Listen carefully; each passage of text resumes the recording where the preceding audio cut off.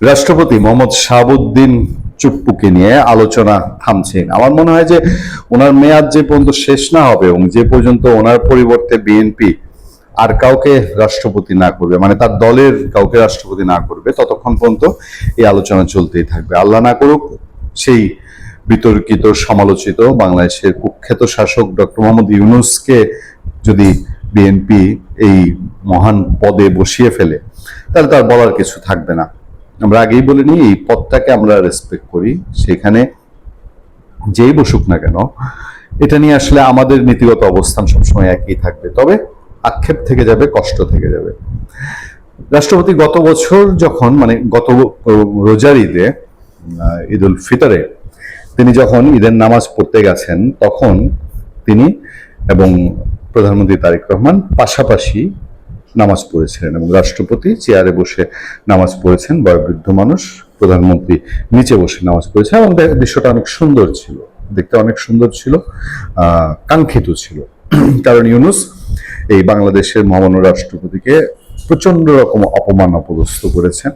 তাকে শুধু তার চিকিৎসা করতে দেয়নি দেশের বাইরে বা অন্য হাসপাতালে, তাকে সম্মান করেনি, ছবি নামিয়ে ফেলছে তাই না, নামাজটায় পর্যন্ত, জাতীয় ঈদগাহ নামাজে পর্যন্ত আসতে দেয়নি। সেই দিক থেকে প্রধানমন্ত্রী তারেক রহমানের সাথে তিনি নামাজ পড়ছেন, দেখতেই অন্যরকম ছবিটা একটা মনে হয়েছিল এই দেশটা একটা সুন্দর স্বাচ্ছন্দ্য। এবারে প্রশ্নটা উঠার একটা বোধহয় কারণ, সেটা হলো যে প্রধানমন্ত্রী আগে পৌঁছেছেন, তারপরে রাষ্ট্রপতি যখন এসছেন তখন প্রধানমন্ত্রীর দুপাশে স্থানীয় সরকার প্রতিমন্ত্রী শাহে আলম এবং অন্য পাশে স্বরাষ্ট্রমন্ত্রী সাউদ্দিন আহমেদ, তারা দুজন উপস্থিত ছিলেন। রাষ্ট্রপতি এসছেন, প্রধানমন্ত্রীর সঙ্গে হাত মেলানোর পরেই প্রধানমন্ত্রী তাকে দেখিয়ে দিলেন যে একটুখানি দূরে গিয়ে দাঁড়ানোর জন্য।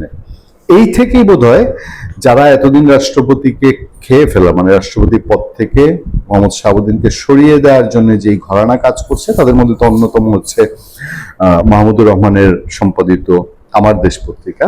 তারা লিখছে যে চুপ্পুকে কি দূরে সরিয়ে দিচ্ছে বিএনপি সরকার।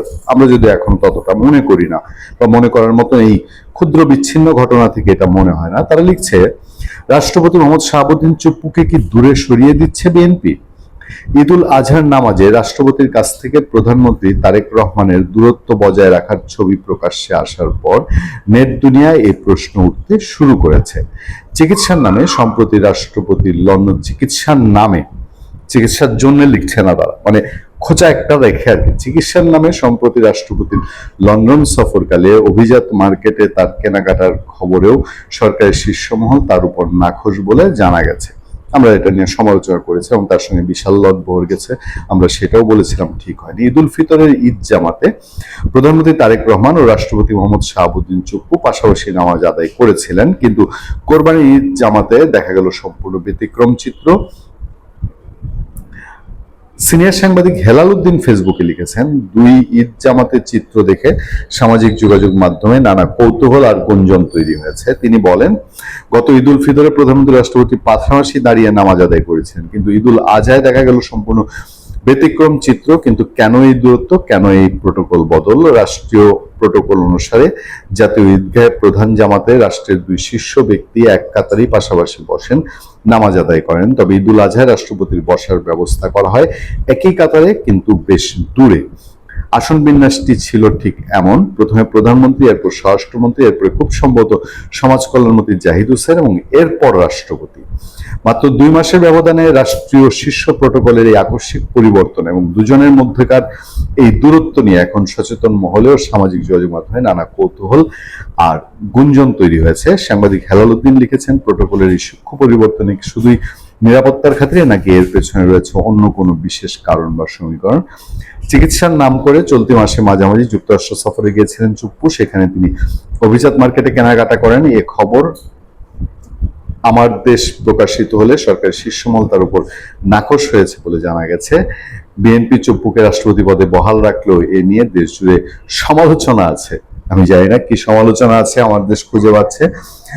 আমি তো দেখেছি এই জায়গাটায় সবাই বিএনপিকে হাততালি দিচ্ছে এবং তাকে রেসপেক্ট করছে যে ইউনূস যে অসম্মান করেছিল বাংলাদেশের এই মহামান্য রাষ্ট্রপতি পদটাকে, সেটা তারেক রহমান এসে ভিন্ন আঙ্গিকে ভিন্ন চোখে দেখেছেন। পতিত স্বৈর শাসক শেখ হাসিনার ঘনিষ্ঠ আস্থাভাজন ব্যক্তি এখনো কিভাবে রাষ্ট্রপতি পদে বহাল থাকে সেই প্রশ্ন তুলেছেন অনেকেই।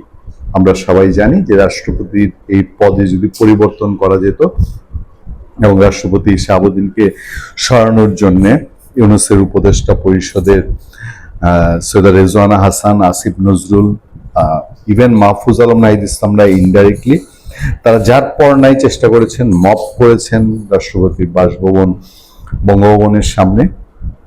কিন্তু বিএনপি এই জায়গাটায় অনড় ছিল, তারেক রহমান এই জায়গাটায় সম্পূর্ণ অনড় ছিলেন যে বাংলাদেশের সাংবিধানিক ধারাবাহিকতা বজায় রাখতে হলে রাষ্ট্রপতির পদটি ধরে রাখতে হবে।